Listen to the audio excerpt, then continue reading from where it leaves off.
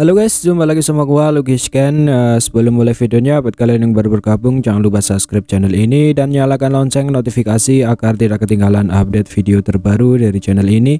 Dan jangan lupa juga like video ini, hitung-hitung uang parkir ya guys. Oke, tanpa berlama-lama lagi kita lanjut saja langsung ke videonya.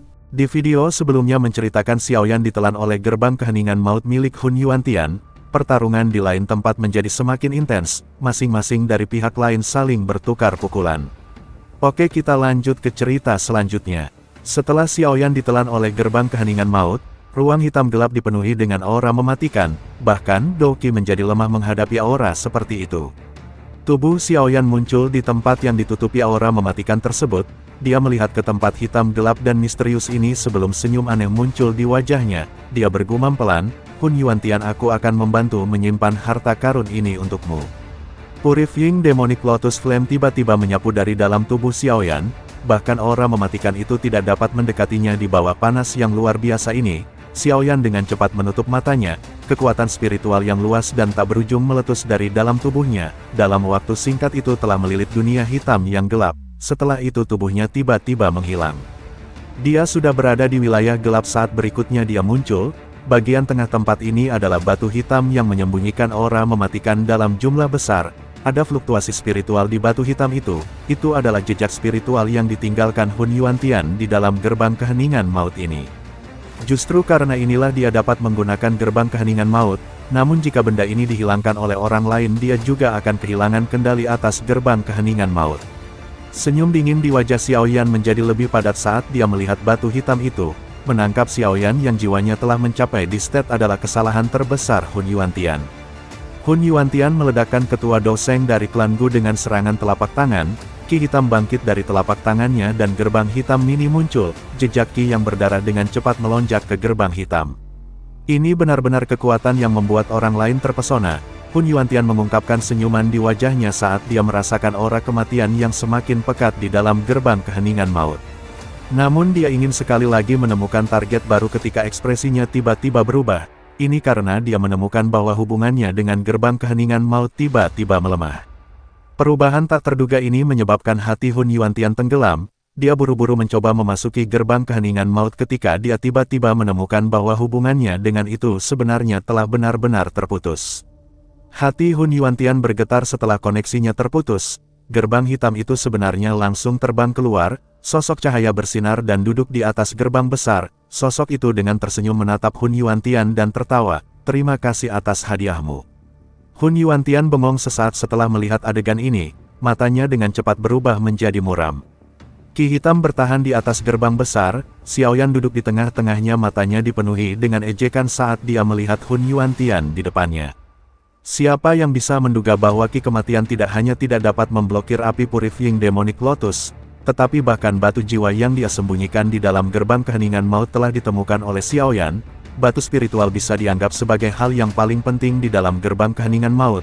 Hun Yuantian juga menyembunyikannya dengan sangat baik, namun dia lupa bahwa Xiaoyan yang jiwanya telah masuk ke distet, hanya perlu memikirkannya untuk menyelidiki setiap bagian dari seluruh gerbang keheningan maut. Terlepas dari seberapa baik batu spiritual itu disembunyikan, itu akan muncul di depan persepsi spiritual Xiaoyan. Dengan batu spiritual yang ditemukan dan kekuatan spiritual Xiaoyan sangat melampaui Hun Yuantian, menghilangkan jejak spiritual di batu itu adalah masalah yang sangat sederhana. Hun Yuantian membuat kesalahan yang cukup bodoh, justru karena kesalahan inilah yang mengakibatkan dia kehilangan kendali atas gerbang keheningan maut. "Xiaoyan, aku akan mencabik-cabikmu menjadi ribuan bagian." Hun Yuantian mengatupkan giginya, kedua lengannya tiba-tiba terangkat. Kabut hitam berkumpul di telapak tangannya dan bau yang mengerikan yang menyebabkan jiwa seseorang merasakan sakit yang menusuk menyebar dengan cepat. Xiaoyan mendengus dingin setelah melihat adegan ini. Dia tiba-tiba berdiri, segel tangannya berubah. Sosok ilusi besar 10.000 kaki segera muncul di luar tubuh Xiaoyan. Gelombang yang sangat besar seperti fluktuasi spiritual mulai menyapu dengan liar. Kemarahan ilahi musim semi kuning. Ketika kemarahan ilahi musim semi kuning dilepaskan oleh Xiaoyan saat ini, sosok besar yang muncul tidak lagi tampak ilusi. Ini karena sosok besar itu saat ini dipenuhi dengan cahaya yang sangat kaya. Sosok yang semula ilusi telah menjadi jauh lebih nyata. Sekilas itu tampak seperti raksasa yang berdiri di antara bumi dan langit. semacam aura penguasa spiritual tiba-tiba menyebar ke medan pertempuran. Para ahli dari kedua belah pihak yang telah terkena aura ini, sebagian besar mundur dengan tergesa-gesa karena terkejut. Di bawah tekanan itu, mereka bisa merasakan dorongan untuk berlutut. Dorongan ini berasal dari dalam jiwa mereka. Sosok 10.000 kaki muncul di awan. Raksasa itu membuka mulutnya. Segera seluruh tempat menjadi sunyi senyap. Hanya serangan gelombang sonik spiritual yang tampaknya nyata dipancarkan dari mulut raksasa itu. Akhirnya itu menabrak Hun Yuantian yang tertegun dengan kecepatan lebih cepat dari kecepatan cahaya. Hun Yuantian tidak punya waktu untuk melakukan pertahanan. Dia baru saja memulihkan pikirannya ketika cairan merah mengalir dari telinganya dari serangan itu. Segera setelah itu serangan seperti bola meriam meledak dengan kejam di tubuhnya. Seteguk cairan merah segar dimuntahkan. Wajahnya sangat pucat sementara jiwanya mengalami kerusakan parah. Area di langit tempat serangan spiritual telah berlalu pada dasarnya menjadi kosong. Medan pertempuran yang semula kacau itu juga berhenti sejenak. Mata kedua belah pihak memiliki kengerian yang kaya saat melihat raksasa yang berdiri di langit. Awan hitam yang menembus langit juga bergejolak dengan intens pada saat ini. Ada aura mematikan yang kaya samar-samar menyebar darinya. 3 aura yang sangat besar dan kuat tiba-tiba bertabrakan dengan hebat di suatu tempat di langit. Ledakan hebat terjadi. Api hitam ditembakkan sementara 2 sosok terbang mundur dengan cara yang agak menyedihkan. Hanya setelah kedua sosok itu menstabilkan tubuh mereka, semua orang menyadari bahwa mereka adalah Lei Ying dan Yan Jin. Jelas lawan mereka adalah Nihility Devouring Flame. Dari kelihatannya bagaimanapun bahkan dengan kekuatan gabungan mereka tidak dapat menang melawan Nihility Devouring Flame. Bintang 9 Dao Sheng benar-benar memenuhi reputasinya. Selain itu kekuatan bertarung Nihility Devouring Flame bukanlah sesuatu yang bisa diperhitungkan oleh Bintang 9 biasa Dao Sheng. Kekuatan Devouring yang menakutkan sudah cukup untuk mengalahkan lawan dengan level yang sama. Lei Ying dan Yan Jin ekspresi mereka muram. Keduanya telah menggunakan semua teknik mereka, namun mereka tidak bisa menang. Jika ini terus berlanjut mereka mungkin akan benar-benar akan kalah.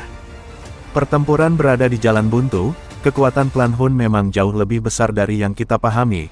Mata Lei Ying dengan cepat menyapu tempat itu sementara dia melihat bahwa banyak ahli dari klan Lei telah binasa. Meskipun dia merasakan sakit hati, tidak ada yang bisa dia lakukan. Ini adalah realitas pertempuran yang kejam. Yan Jin sedikit mengangguk. Dari kelihatannya situasi saat ini pasti akan menjadi pertempuran yang sangat menyedihkan. Namun tidak peduli harganya, mereka harus merebut kembali giok kuno itu. Ini karena mereka mengerti bahwa begitu klan Hun membuka Tusi Ancient God Jade dan mendapatkan rahasia untuk maju ke kelas Dodi, hanya Hun Tiandi saja yang bisa melenyapkan ketiga klan. Kita tidak bisa menyerah. Keduanya bertukar pandang dan melihat kekejaman dari mata kedua belah pihak. Terlepas dari betapa menyedihkan pertarungan itu, mereka saat ini masih memiliki keunggulan jumlah pasukan.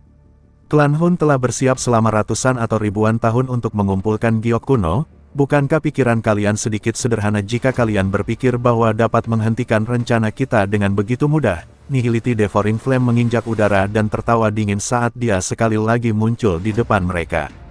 Rasa dingin melintas di wajah Lei Ying dan Yan Jin. Mereka hendak akan menyerang ketika suara yang agak terburu-buru tiba-tiba terdengar dari samping telinga mereka. Cepat menyebar ada sesuatu yang salah.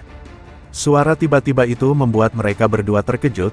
Ekspresi mereka berubah drastis. Ini karena mereka bisa mendengar bahwa suara itu milik Gu Yuan. Apa yang membuatnya begitu cemas? Suara mendengung yang aneh tiba-tiba keluar dari awan hitam yang menutupi langit sementara ekspresi mereka berdua berubah. Gelombang demi gelombang aura gelap dan dingin menyebar dengan cepat. Apakah mereka akhirnya siap? Nihility Devouring Flame mengangkat kepala mereka setelah dia mendengar suara mendengung. Hatinya menghela nafas lega. 3 klan dan aliansi Istana Langit memang melampaui klan Hun dalam hal jumlah ahli. Jika mereka tidak mengambil tindakan apapun, kemungkinan banyak ahli dari klan Hun akan mati di sini. Suara mendengung menjadi semakin intens. Pada saat yang sama sepasang aura gelap yang tak terlukiskan perlahan muncul dari awan hitam. Semua orang di medan perang mengangkat kepala mereka menghadapi kejadian yang tidak terduga ini. Mata mereka yang tidak pasti dan waspada menatap awan hitam itu. Awan hitam tiba-tiba bergolak dan beberapa sosok hitam melesat. Semuanya tergantung di berbagai tempat di langit. Itu adalah peti mati. Semua orang melihat hal-hal dengan jelas apa yang keluar dari kabut hitam. Mereka langsung terkejut. Ini karena benda-benda itu adalah 3 peti mati hitam. Aura gelap dan dingin yang padat adalah sesuatu yang merembes keluar dari peti mati tersebut. Ketiga peti mati hitam itu tergantung di udara. Tiga kerangka seperti sosok kurus perlahan keluar dari dalam. Segera tiga aura yang bahkan lebih menakutkan dari Hun Yuantian sebelumnya meletus dari langit. Itu menyebabkan ekspresi aliansi berubah secara drastis. Hun Tiansheng, Hun Yao, bagaimana semua hantu tua ini masih hidup? Mata Lei Ying dan Yan Jin tiba-tiba menyusut saat mereka melihat ketiga sosok itu. Wajah mereka dipenuhi dengan keterkejutan. Ketiga orang ini bahkan lebih tua dari Hun Tiandi. Saat itu mereka secara bertahap menurun dan mati. Namun bagaimana mungkin mereka muncul lagi hari ini?